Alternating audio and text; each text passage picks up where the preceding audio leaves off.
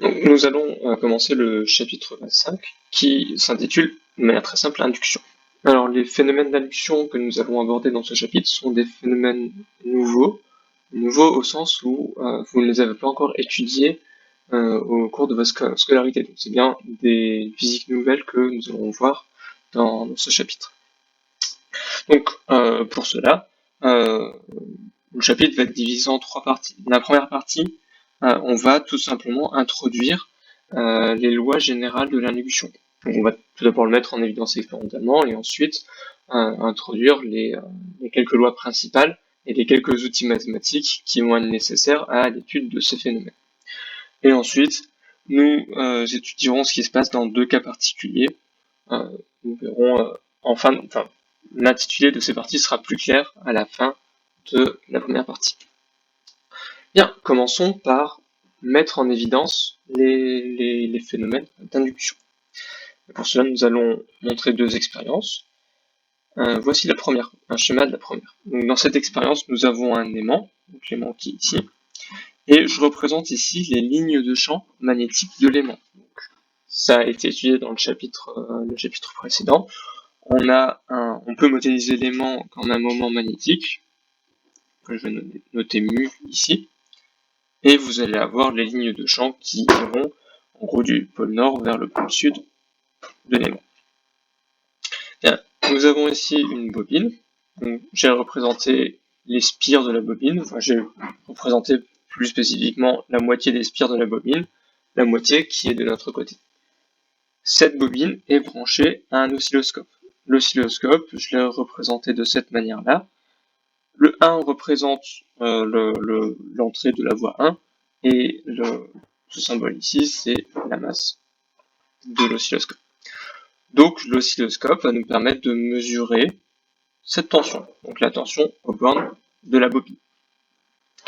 Et donc que les choses soient claires, il n'y a pas de générateur dans ce circuit. Dans toute cette expérience, on a juste un aimant, une bobine, un oscilloscope. Pas de générateur de courant ou de tension. Et donc ce qu'on va faire, c'est qu'on va prendre l'aimant, on va le rapprocher du noyau, du cœur de la bobine, puis on va l'en éloigner.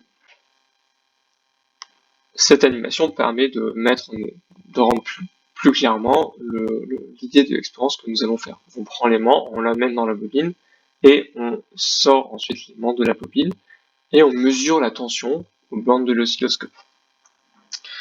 Alors, cette expérience va être montrée sur vidéo, et voici une capture d'écran de la vidéo.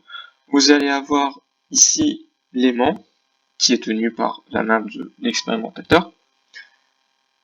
Vous avez ici la bobine, je vais indiquer la bobine, et vous voyez que vous avez 2 fils qui partent de cette bobine, je vais les indiquer en rouge ici et ici, et ces 2 fils sont reliés à l'oscilloscope, de cette manière. Et donc, sur l'oscilloscope, on mesure la tension, ici, aux bornes de la bobine.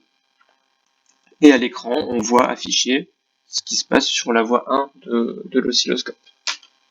Très bien, donc voici ce qui se passe quand l'expérience a lieu.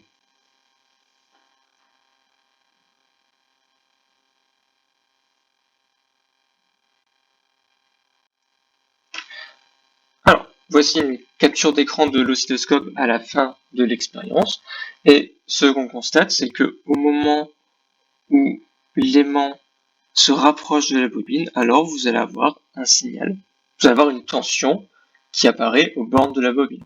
C'est bien ce qu'on observe sur l'oscilloscope. Et au moment où l'aimant s'éloigne de la bobine, vous avez à nouveau une tension non nulle aux bornes de la bobine. Vous avez une tension qui est induite, on va dire, aux bornes de la bobine. Et donc on constate, après, à partir de cette expérience, que on peut mesurer une tension aux bornes d'une bobine lorsque vous avez un aimant qui se déplace au voisinage de cette bobine. Et cette expérience va être le point de départ de l'étude des phénomènes d'induction. Bien, intéressons maintenant à une deuxième expérience qui va nous permettre de mettre en évidence un autre aspect des phénomènes d'induction. Alors, on part toujours sur une expérience avec une bobine qui est branchée à un oscilloscope.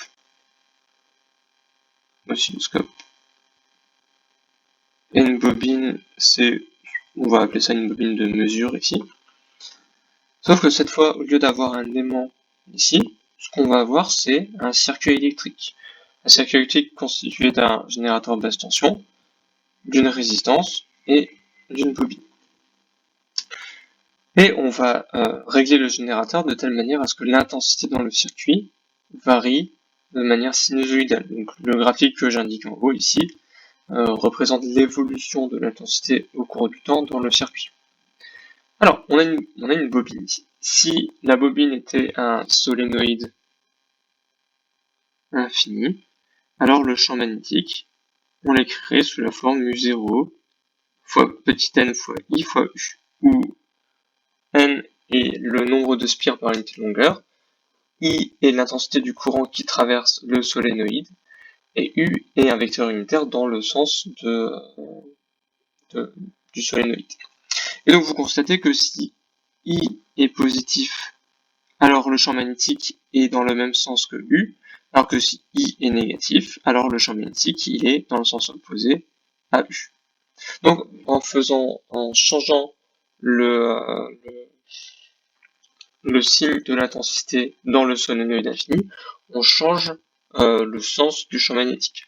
Et ça va être pareil pour cette bobine, d'accord? Si vous prenez cette bobine et que vous faites passer, si vous changez le sens du courant dans la bobine, alors vous allez changer le sens du champ magnétique qui est émis par cette bobine. Donc on peut donc, en alternant le champ magnétique, on va alterner le sens de B. Ça va B qui va osciller au cours du temps.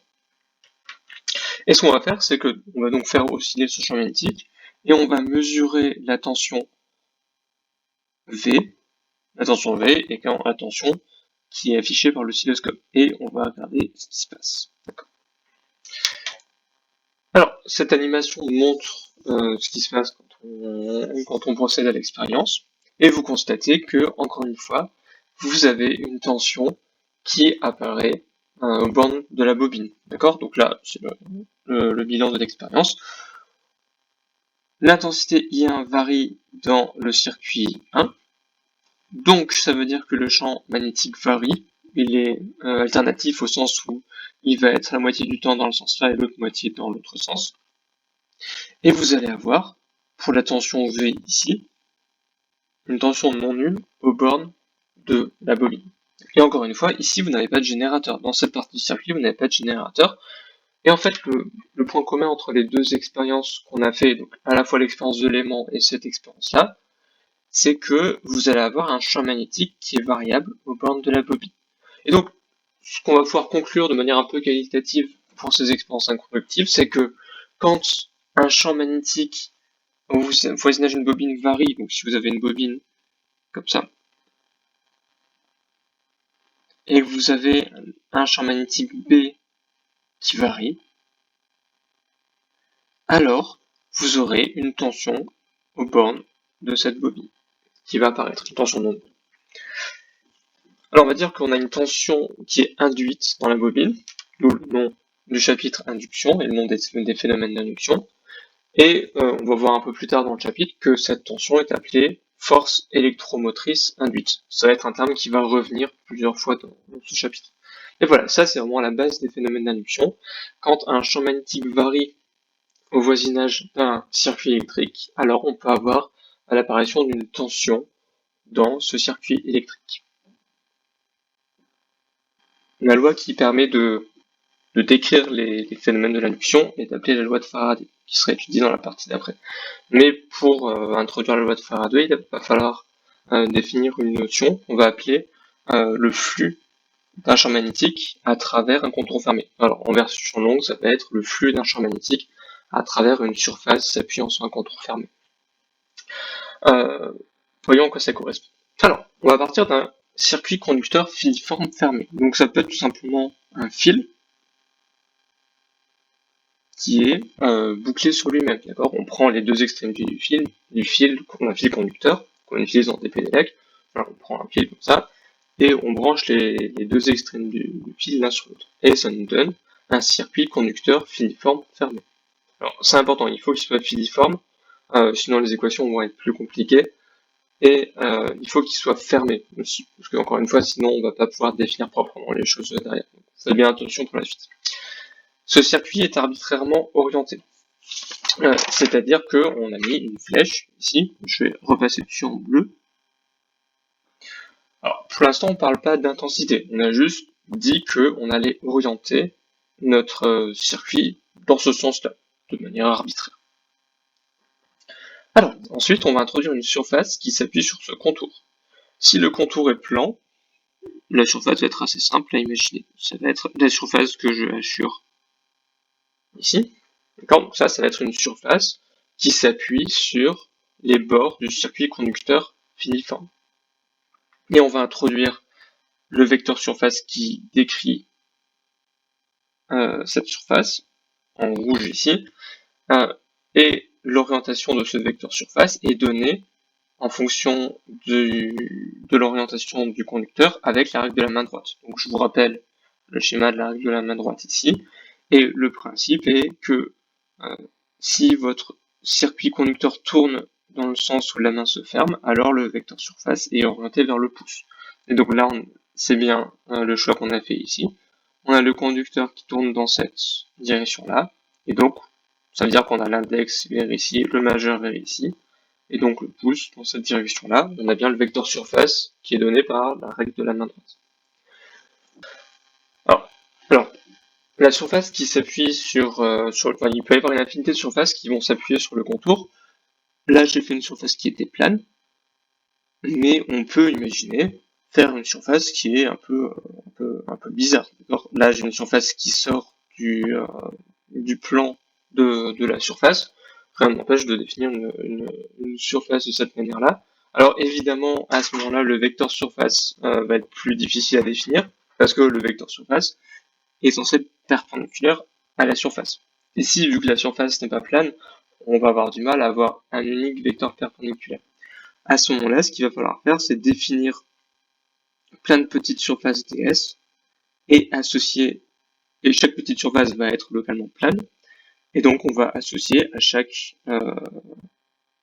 petite surface un petit vecteur ds. Donc là j'ai un petit vecteur ds, là j'ai un autre vecteur ds, ds2 on va dire, et pour avoir le vecteur surface totale de sa surface, on fera la somme de tous les vecteurs, petits vecteurs ds. Alors, à partir de là, on va pouvoir définir ce que est le champ magnétique. Alors, soit un circuit filiforme fermé, arbitrairement orienté. Donc, je reprends le même genre de circuit filiforme fermé. Encore une fois, ça peut être tout simplement un fil bouclé sur lui-même. Et on le place dans une zone de l'espace dans laquelle règne un champ magnétique. Donc là, j'indique les lignes de champ de mon champ magnétique. Voilà.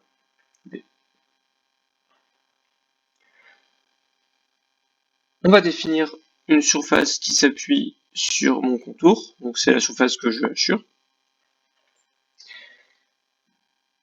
Et on va définir le flux du champ magnétique à travers cette surface S comme la double intégrale sur la surface de B scalaire ds. Alors, quel est le sens de cette grandeur? Ce qu'on va faire, c'est qu'on va découper la petite surface, la grande surface en petite surface ds. Un ds1 ici, un ds2 ici, etc.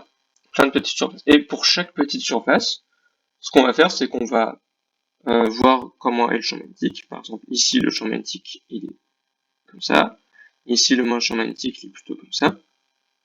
Et en chaque point, donc en ce point-là, puis en ce point-là, on va calculer le produit scalaire B scalaire ds1. Ici, on va faire le produit scalaire B1 scalaire ds1. Ici, on va faire le produit scalaire B2 scalaire ds2. Et ensuite, on va faire la somme de tous ces produits scalaires qu'on a calculés sur toutes les petites surfaces de la surface totale. Et on va obtenir cette expression. Donc, la double intégrale, ça va signifier qu'on va faire la somme sur tous les petits éléments de surface ds qui constituent la grande surface S. Alors, on met une double intégrale, d'accord? On a un symbole double intégrale ici, parce qu'on va intégrer par rapport à deux variables. On intègre sur une surface, on va avoir besoin de deux variables pour décrire la surface, donc on met l'intégrale double. Et l'unité du flux magnétique, ça va être des Tesla mètres carrés, de manière très simple.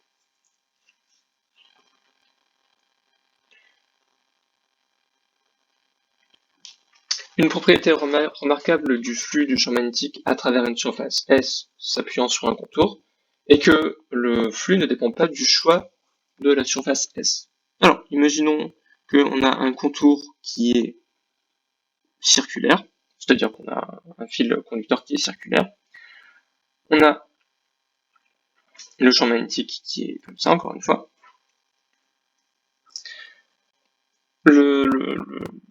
Le circuit filiforme forme un cercle. Donc on peut imaginer comme surface qui s'appuie sur le cercle, tout simplement le disque, d'accord? Ce disque-là, avec le vecteur surface S. Mais on peut imaginer quelque chose de plus compliqué. Par exemple, donc ça c'est circulaire, on dit, donc ça c'est mon contour qui est circulaire, qui est orienté. On pourrait imaginer comme surface de prendre cet hémisphère. D'accord? Donc on a pris une demi-sphère qui s'appuie toujours sur le même contour. Alors, on a toujours le champ magnétique, le même champ magnétique qui traverse la surface, comme ça. Donc c'est la même situation, sauf que ici je prends la surface simple qui est le disque qui est défini par la spire circulaire, alors que ici je prends l'hémisphère qui est appuyé sur ce contour. Et en fait, on peut montrer, on va à partir des équations de Maxwell, et cette année on va l'admettre, que le flux de B dans ce cas-là que je vais appeler JB1 est le même que le flux de B à travers la surface S ici. En fait, le flux du champ magnétique ne dépend pas de la surface sur laquelle on calcule, il va dépendre uniquement du contour sur lequel on va faire le calcul. Du coup, en général, ce qu'on fait, c'est qu'on choisit le S le plus simple possible, le plus simple au sens géométrique, le cas dans lequel on n'a pas besoin de faire trop de calculs. Ici, le vecteur surface S est très simple, vu qu'il est partout pareil sur toute la surface. Alors que, encore une fois, ici, dans ce cas-là, il va falloir définir un vecteur ds en chaque point de la surface. Et donc, le calcul va être un peu laborieux. Donc, on choisira de préférence cette situation-là pour faire le calcul. Et enfin, si le champ magnétique est uniforme, d'accord, donc je prends encore une fois un contour fermé filiforme. Allez, maintenant j'ai un champ magnétique qui est uniforme dans l'espace. Donc je le dessine avec des lignes de champ qui sont parallèles. Alors à ce moment-là, le flux de B à travers la surface S s'appuyant sur le contour, donc par exemple ma surface S, je vais la prendre très simple de cette manière-là, donc une portion du plan qui est définie par ce contour. Le vecteur surface S est ici. Donc le flux de B à travers cette surface s'écrit de cette manière-là. On a dit que B était uniforme sur l'espace, et donc on va pouvoir sortir B de l'intégrale. Vu qu'il est partout, il est uniforme, donc il est constant sur l'espace. Du coup, il va être partout pareil en chaque point de la surface, donc on va falloir le sortir de l'intégrale. Et donc on se retrouve avec B fois l'intégrale sur la surface de ds, et on va, par définition, cette intégrale vaut le vecteur surface qui est associé à la surface totale.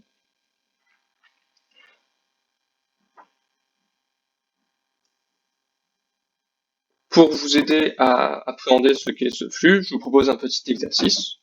On va considérer une spire carrée de côté A. Je dessine ma spire ici. Une carrée de côté A. Et elle va être définie par son vecteur surface S égale A carré fois UX. S égale A carré fois UX.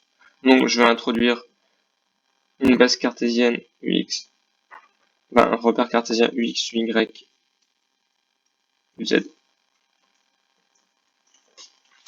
Et on a un champ magnétique B, uniforme dans l'espace, c'est-à-dire qu'il est partout pareil, Et si je le dessine ici au centre de la spire carrée, il va être comme ça, avec ici un angle θ, et en note B0, la norme du champ magnétique. Et donc, ce que je vais vous demander de faire, c'est de calculer le flux du champ magnétique à travers une surface S qui s'appuie sur la spire.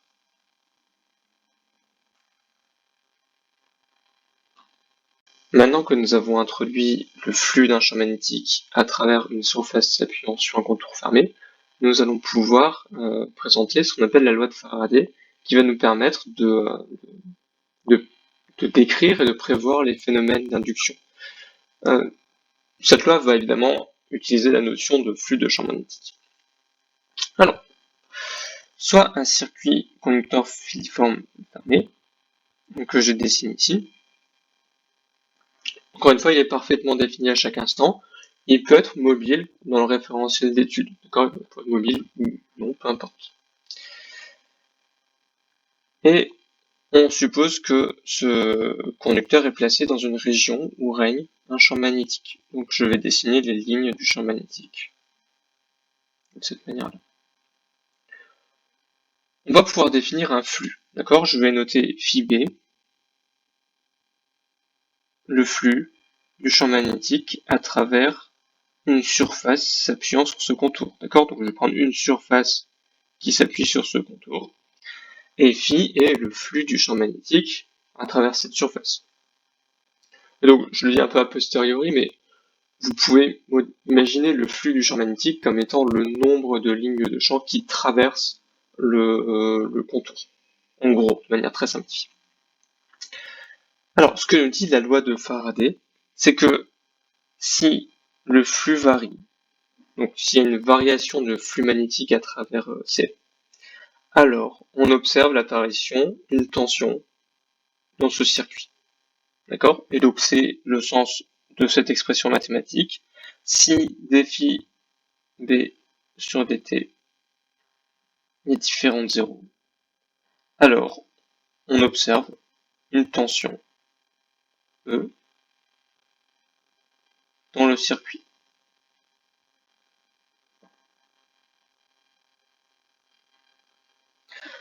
Cette tension est appelée force électromotrice induite. D'accord? Force électromotrice induite. Donc, contrairement à ce que son nom dit, ce n'est pas une force, c'est bien une tension. D'accord? Donc, dans cette expression, E est en volts, le flux est en Tesla mètre carré, et le temps est évidemment pris en secondes. Et un résultat important qu'il faut bien connaître, c'est que la force électromotrice, donc cette tension E, est prise dans le même sens que le sens du contour. D'accord? Donc il y a une cohérence entre le signe du flux, donc l'orientation du contour, ici, et donc l'orientation du vecteur surface, et le sens de la tension E. D'accord? Alors, pour l'instant, c'est pas forcément très clair, enfin c'est peut-être un peu abstrait, mais j'insiste bien dessus, et à chaque fois qu'on va faire un exemple d'application de cette loi, il faudra bien réfléchir à cette orientation. Il faudra bien faire attention à comment est-ce qu'on oriente. D'accord? Alors, voici un exemple. Je vais prendre une spire circulaire, un contour circulaire C, comme ça, qui baigne dans un champ magnétique, et le champ magnétique varie au cours du temps. Alors, il pourrait varier en direction ou en norme, d'accord? Les causes de variation peuvent être multiples, mais il faut que le B dans la spire, donc à ce niveau-là, varie en direction ou en norme. Alors, on va dire que notre fil conducteur ici, c'est un fil de résistance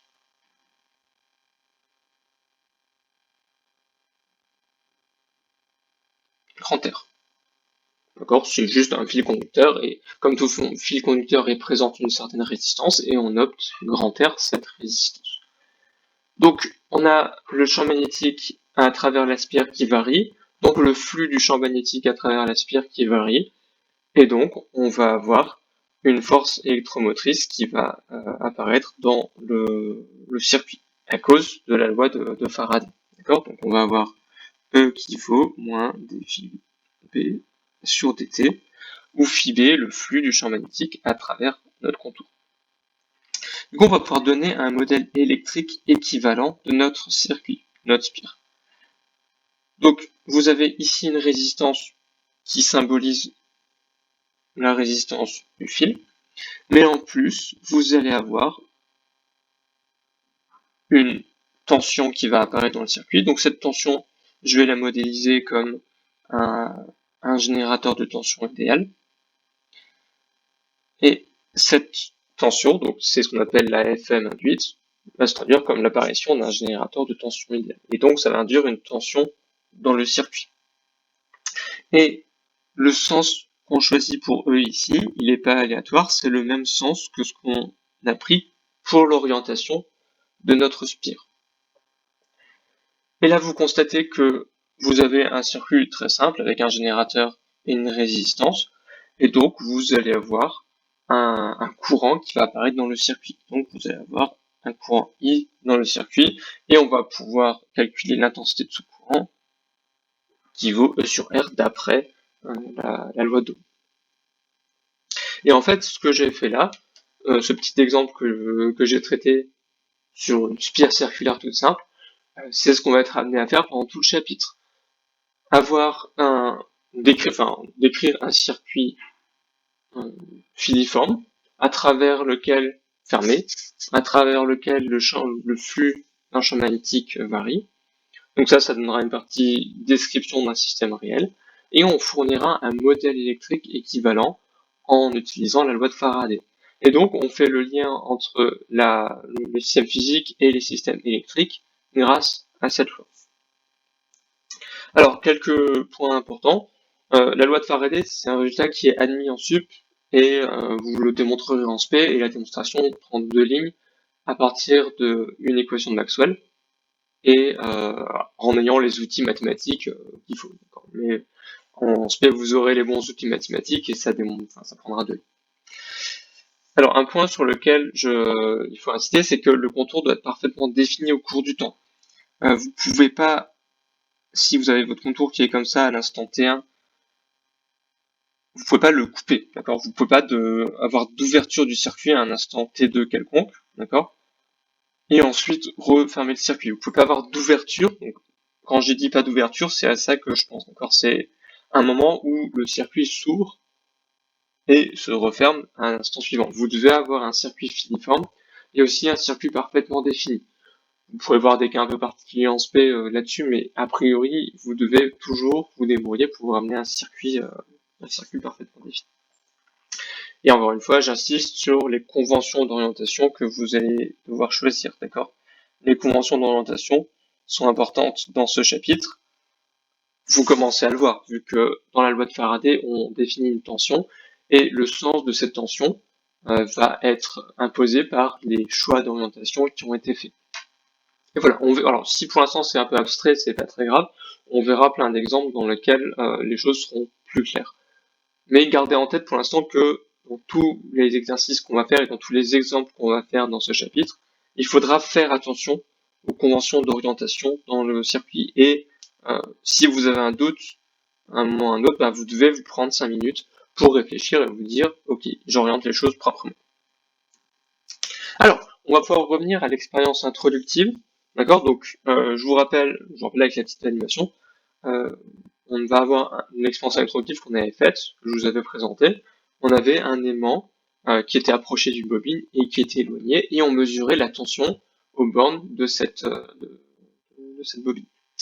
On va pouvoir reproduire l'expérience de 2 manières. Tout d'abord avec un mouvement rapide, d'accord? On s'approche vite de la bobine et on s'éloigne vite de la bobine avec l'aimant. Et ensuite avec un mouvement plus lent, d'accord, où on va aller plus lentement vers la bobine et s'éloigner plus lentement de la bobine. Et on observe sur l'oscilloscope 2 signaux un peu différents. Dans le premier cas, on avait un signal très abrupt, très marqué, et dans le deuxième cas, on a un signal un peu plus, une amplitude un peu plus petite. Je vous rappellerai tous les signaux un peu plus tard. ce qui se passe dans cette expérience, c'est qu'on a une variation du flux du champ magnétique à travers la bobine. Donc, je vous présente deux schémas ici. Ici, c'est l'état final, l'état initial, où l'aimant est loin de la bobine. Et ici, c'est l'état intermédiaire, dans lequel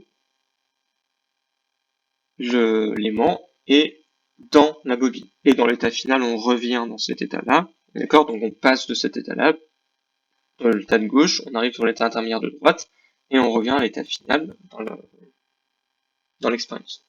Alors, dans ce cas-là, le champ magnétique ici, au niveau de la bobine, il est petit. Petit par rapport à quoi? Petit par rapport à ce cas-là, d'accord? Dans ce cas-là, le champ magnétique B2 est beaucoup plus grand. Ça vient du fait que quand vous avez un aimant, le champ magnétique décroît quand on s'éloigne de l'aimant. Donc ici, on est loin de l'aimant dans le premier état. Par contre, la bobine ici est toute proche de l'aimant, donc le champ magnétique va être plus intense. Et donc ça veut dire que le champ magnétique dans l'aimant, il varie, d'accord? Donc le flux du champ magnétique à travers la bobine varie. Donc si je trace phi B, le flux du champ magnétique à travers la bobine, vous allez avoir une courbe qui ressemble à ça. Initialement, il est assez faible. Il augmente quand on approche l'aimant de la bobine et le flux diminue quand on s'éloigne de la bobine. Donc là, je pense en fonction du temps. Ici, ça correspond à cette situation-là. Le maximum correspond à cette situation. Et le plateau à la fin correspond à cette situation. D'accord? Donc, quand on approche l'aimant de la bobine, on augmente le champ magnétique au voisinage de la bobine, et donc on augmente le flux du champ magnétique à travers la bobine. Alors, quelle va être la différence entre les deux mouvements? Donc, dans les deux cas, on a la même variation de flux de champ magnétique, sauf que dans un cas, le cas rapide, on va avoir une variation très brutale, je vais marquer ici. Par contre, dans le deuxième cas, où on approchait très lentement l'aimant de la bobine, à ce moment-là, on avait une évolution qui est beaucoup plus plate. L'état initial et l'état final sont les mêmes, on va avoir les mêmes flux, d'accord, vu que la position est la même. Par contre, donc ça c'est rapide, ça c'est lent. Par contre, le régime transitoire est très court ici, et il est très long ici. Alors, la loi de Faraday nous dit que la tension qui est générée dans le circuit, ça vaut moins dφ sur dt. Donc, si je trace la tension, la force électromotrice induite dans le circuit en utilisant la loi de Faraday, on va obtenir quelque chose qui ressemble ici à ça. Donc là, la pente ici, la pente est très grande, d'accord? Avec le signe moins, on va avoir quelque chose de très petit. Je pars de 0 parce que, évidemment, ici, initialement, la dérivée est nulle, donc E est nul. Alors, à ce niveau-là, on va avoir une dérivée qui est positive ici, très grande, donc négative pour la tension E, et à ce niveau-là, on va avoir un pic vers le haut. L'allure de la courbe ici va être à peu près semblable, sauf que la différence qu'on va avoir, c'est que la dérivée ici est en valeur absolue plus petite. D'accord? Donc si je la trace, on va avoir quelque chose comme ça. Et ici, quelque chose comme ça. Et donc la différence entre les deux expériences, ça va être la hauteur du pic. Et c'est effectivement ce qu'on observe à l'oscilloscope. Donc ici, ça correspond à l'expérience rapide, et ici l'expérience lente. Donc sur l'oscilloscope, on a la même échelle, et ici vous voyez que vous avez à gauche un pic de grande hauteur, et ici un pic de petite hauteur. Alors les signes sont inversés par rapport à ce que j'ai dessiné tout à l'heure.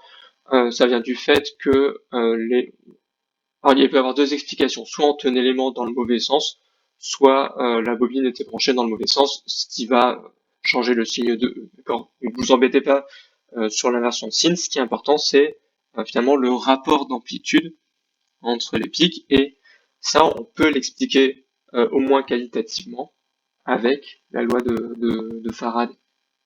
Voilà, donc cette loi de Faraday, on va l'utiliser dans chaque exercice et dans chaque exemple lié à l'induction. Et voilà, c'est une loi qui va donner la tension qui est générée dans un circuit quand le flux du champ magnétique à travers ce circuit varie. D'accord, donc gardez bien ça en tête. Et ce qui est important à garder en tête, c'est aussi les conventions d'orientation qu'on va choisir. Nous finissons cette partie grand 1 sur les lois générales de l'induction en introduisant la loi de Lenz. Alors, autant la loi de Faraday que nous venons de voir était une loi mathématique, une relation mathématique qui donc reliait la force électromotrice induite et le flux d'un champ magnétique. Donc c'est une relation qui était mathématique. Autant la loi de Lenz est une loi qui est plus qualitative, qui va plus insister sur la physique des phénomènes mis en jeu. Alors, cette loi de Lenz, on vous demandera rarement explicitement de l'utiliser, mais par contre, vous devez, vous, l'utiliser de vous-même, en particulier à l'oral. À l'oral, dans un exercice de colle ou un oral de concours, on vous demandera jamais de dire utilisez la loi de Lenz pour montrer ceci. Ça sera à vous, spontanément, de dire voilà, voici le problème qui se pose, et je vais utiliser la loi de Lenz pour commencer, pour avoir une idée de la physique de ce qui va se passer. Alors, la loi de Lenz, on dit que c'est une loi de modération. Parce qu'on dit que les effets vont s'opposer aux causes. Plus précisément, la force électromotrice induite s'oppose par ses effets à la cause qui lui a donné naissance. Donc, formulé différemment, on va avoir un flux qui va varier, qui va donner une force électromotrice. Et donc, la force électromotrice va avoir des effets sur un circuit. On verra ça un peu plus tard, mais elle aura des effets sur les circuits, donc elle les générer, et ces effets doivent s'opposer à la variation de flux. Donc c'est quelque chose qui est très qualitatif, parce que ça va permettre de prédire des signes de tension, par exemple, ou des signes de courant, ou des signes de force de Laplace. Prenons un exemple. On va imaginer qu'on a une spire circulaire qui baigne dans un champ magnétique.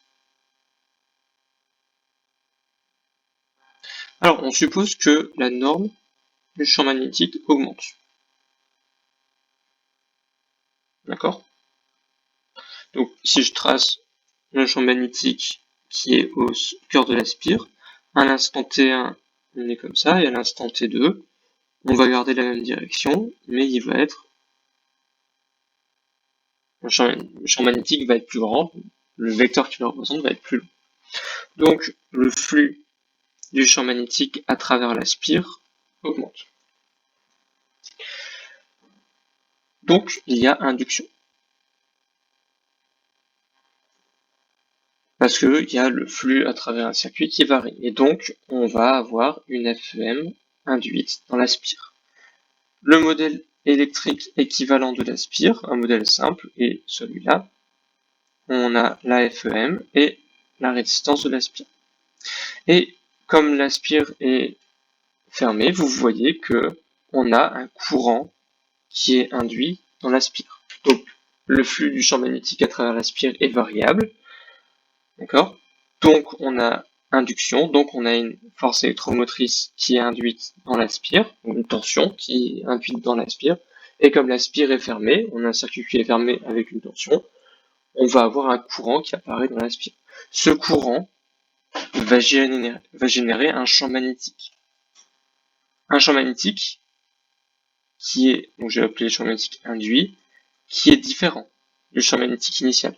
D'accord? Juste qu'on a un courant dans la spire, et quand on a une spire parcourue par un courant, alors c'est une source de champ magnétique, comme on a vu dans le chapitre précédent. Et donc, vous avez un champ magnétique qui varie, qui induit une variation de flux, qui induit une force électromotrice induite, donc qui est une tension du coup, qui induit un courant, qui va induire un champ magnétique induit.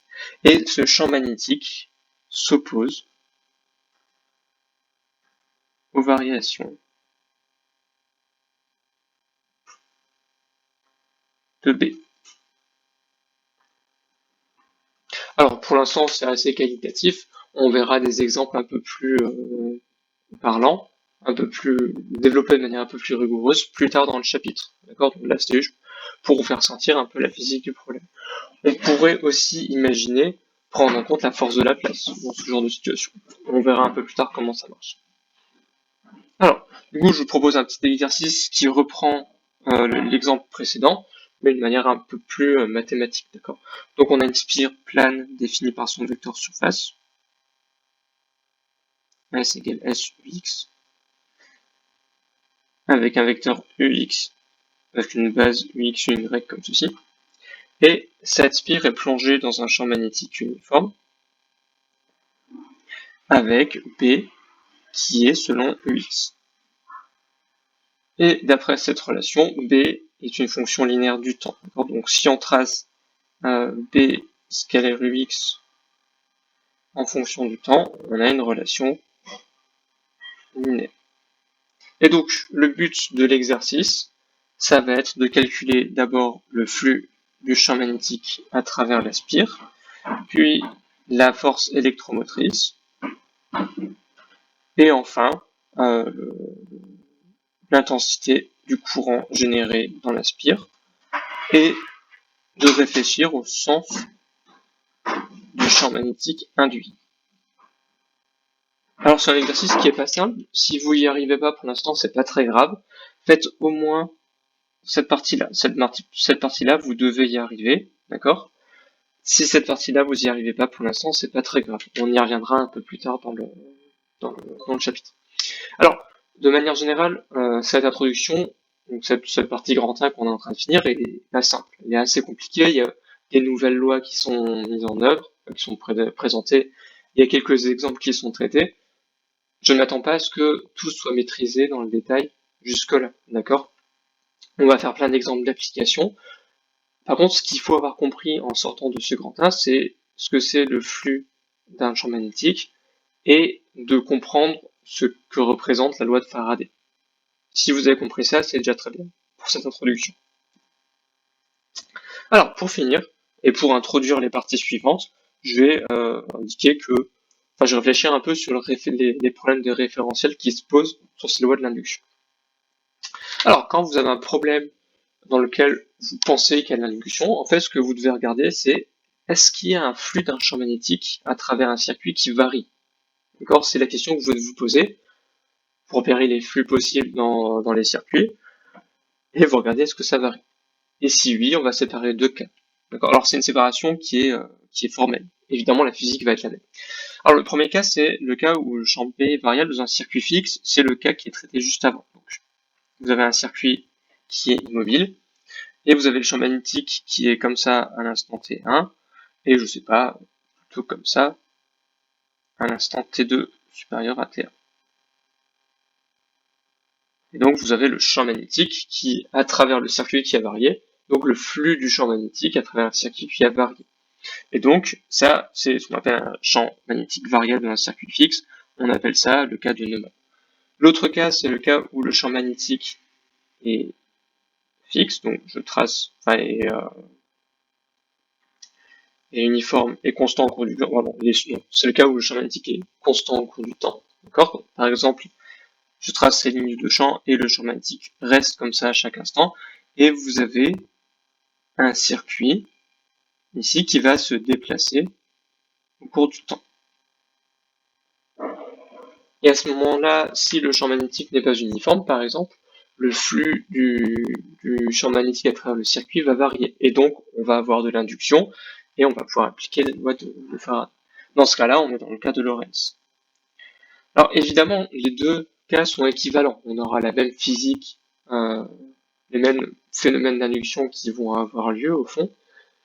Mais par contre, passer de l'un à l'autre est assez compliqué. Il y a besoin d'utiliser des formules de changement de référentiel qui font potentiellement qui font potentiellement référence à la relativité restreinte. Donc c'est pas simple. Et donc, pour rester dans le cas de la physique classique, on va formellement séparer ces deux cas. On va traiter l'un et l'autre avec des outils mathématiques différents. Donc, encore une fois, les deux cas qu'on va étudier dans la suite de ce chapitre, ça sera vraiment, au fond, la physique est la même, les phénomènes d'induction sont les mêmes, mais en fait, la façon dont on va le traiter dans le cadre de la physique classique va être un peu différente.